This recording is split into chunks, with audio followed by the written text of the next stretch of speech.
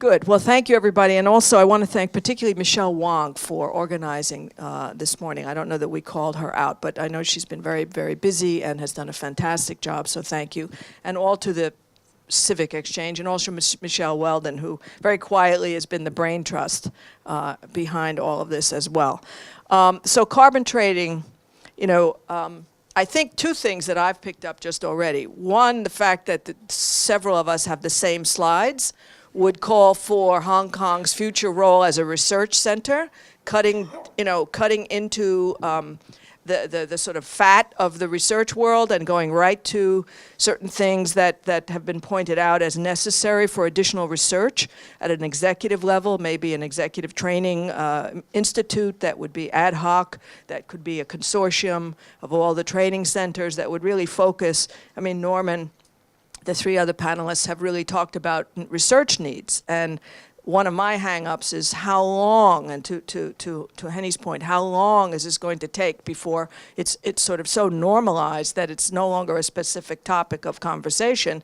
Part of the slowness is the lack of research on bottleneck breakthroughs that are needed. So that's something I took away from these conversations. I know we're short of time. Just a couple of points. Momentum, very, very critical, not only in carbon markets, but in this whole field. There's a lot of momentum now. There's a lot of data, but there's also a lot of qualitative momentum, most specifically, recently, the BlackRock statement that companies have a purpose, a social purpose, and demanding clients want the companies to behave.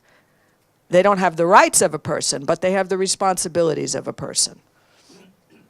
This is from that very same study, just to quickly show, in the United States, I have to say something good about the United States.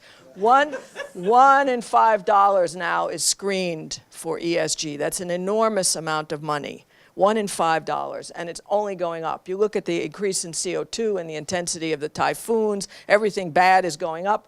A lot of things good are going up too, so I just want to put that in there. But to carbon trading. This is the patchwork we now have in the world.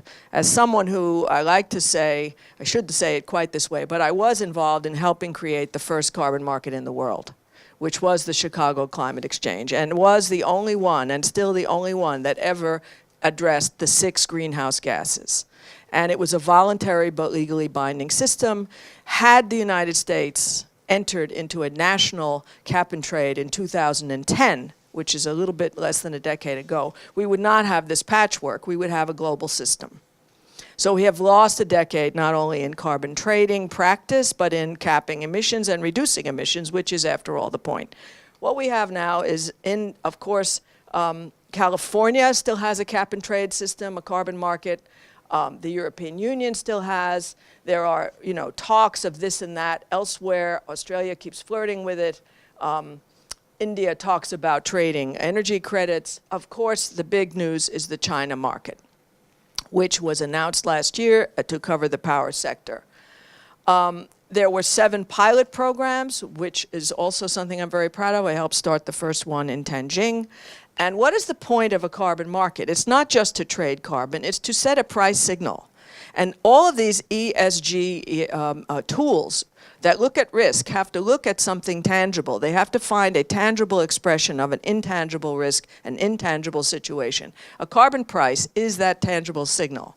And the role of Hong Kong with regard to this is very, very up in the air at the moment because the Chinese system hasn't launched. Hong Kong is offshore, very much behind in a way in terms of being able to be the transaction center for that national system. Having had a great deal of interest in carbon trading about a decade ago. That has become lost institutional memory. But the point of this is, the whole world has to go on a carbon diet. We all have to lose carbon weight. And if we don't do it on an integrated basis with one global cap, then all these tiny little markets leak one to the other, and you don't get a net reduction. This was the opening of the Tianjin Climate Exchange, which, again, I'm very proud to say, August 8, 2008, very auspicious day. I was summoned to Tianjin. Miss Paula, you must come. I was the only person coming into Beijing that day because everyone was already here. The Olympics were opening. I was also the only person flying out that day because everybody was at the Olympics opening. Me, I was at the opening of the Tianjin Climate Exchange. They closed the road. They had signs. It was a big, big deal. That was the first carbon market. But the point is that it rested on about 20 years of intellectual investment, research, development at the highest levels of the China national government, the DRC, the Communist Party. They were all in there. There were 500 people working at the CQC on carbon accounting. There's nothing new, and there's almost nothing left to learn about carbon trading. We just have to get on with it. And this is the vocation, I think, very significantly of Hong Kong. Now, I will just wrap up about the hub. Many of you may have heard me say this before, but what is the hub of the hub? And this is just a summary. I like little things like the 5 Ps, the 3 Ts, the 6 Ws, whatever. But products. Here's what, I mean, there are all these products. You've seen the slides. Hong Kong could become a kind of product center. We need more and more products, but maybe there are so many products, and Tella talked about market confusion. There could be a very important role for Hong Kong to sort of help asset owners and asset managers focus on promoting the products that are the most significantly relevant to reducing emissions. Practitioners, there's so much about retaining and attracting talent to Hong Kong. Green jobs, green investing requires a certain mentality, Henny herself said, an imagination. Think about Hong Kong as a magnet for attracting and retaining talent that is committed to this new role, this new way of managing money. This would be a highly significant advantage for the city because people are not talking about it very much in terms of jobs and in terms of this retooling of the financial mindset that requires training but also requires good examples. Policy, you've heard some, I think the 100% offset, you've heard Mr. Chen talk about policy. Are there enough policies? Are they imaginative enough? Are they engaging enough? Are they creative enough in the time frame we have available? That's, I think, very critical question for those who live in Hong Kong. Price, as I said, the price signal, the carbon market is essential to having robust price signals, price discovery that underpin risk evaluation, cost evaluation. And finally, the final thing, the purpose. What is the purpose of money? If Hong Kong were to answer that question for the world, it would be the most important thing of the 21st century. Here we are, and I'll just wrap up with my favorite slide. This is the only thing that prevents us from burning up. This is the cosmic penthouse. Here's Hong Kong. Every single skyscraper has a penthouse. Very expensive. This one we use for free.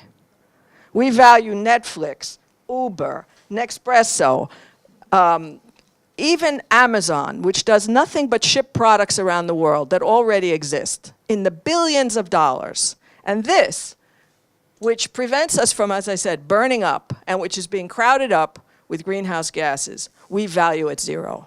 Now, if Hong Kong can flip that and become the center of asking the question of what is the purpose of money, I think it really will be the hub of green finance. So thank you very much.